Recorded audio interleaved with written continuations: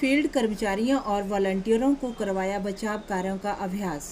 किसी भी तरह की आपदा से सुनियोजित व प्रभावी ढंग से निपटने हेतु पंचायत स्तर पर वॉलंटियर और फील्ड कर्मचारियों की टास्क फोर्स तैयार करने के लिए जिला आपदा प्रबंधन प्राधिकरण द्वारा आरंभ किए गए प्रशिक्षण कार्यक्रमों के दूसरे चरण में यहां खंड विकास अधिकारी कार्यालय के सम्मेलन हॉल में आयोजित 3 दिवसीय कार्यशाला शनिवार को संपन्न हो गई। इस कार्यशाला में पंचायत जनप्रतिनिधियों, पंचायत सचिवों, रोजगार सेवकों, आंगनबाड़ी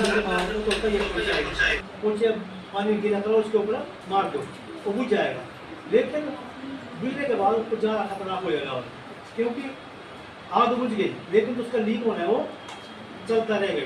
तो फिर वही बात आ गई जब लीक होगा तो फिर कमरे में वही गैस है उसको बंद बनकर उसको बाहर उठा के बाहर आशा वर्करों, महिला मंडलों, युवक मंडलों, अन्य सामाजिक संगठनों के पदाधिकारी तथा विभिन्न विभागों के फील्ड कर्मचारियों ने भाग लिया। कार्यशाला के अंतिम दिन होमगार्ड्स की 10वीं वाहिनी हमीरपुर के company commander Ashok Rangra, Praveen Dhiman, section leader Preeta Chauhan, Rakesh Kumar और बचाव दस्ते के अन्य सदस्यों ने प्रतिभागियों को आपात परिस्थितियों में बचाव कार्यों की विस्तृत जानकारी दी तथा इनका अभ्यास भी करवाया।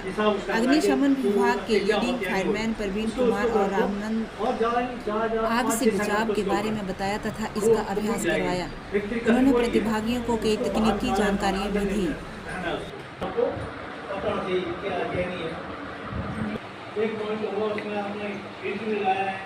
बहुत कुछ सीखा होगा, बहुत अच्छे इंस्ट्रक्टर हैं मेरा साहब। अभी साहब ने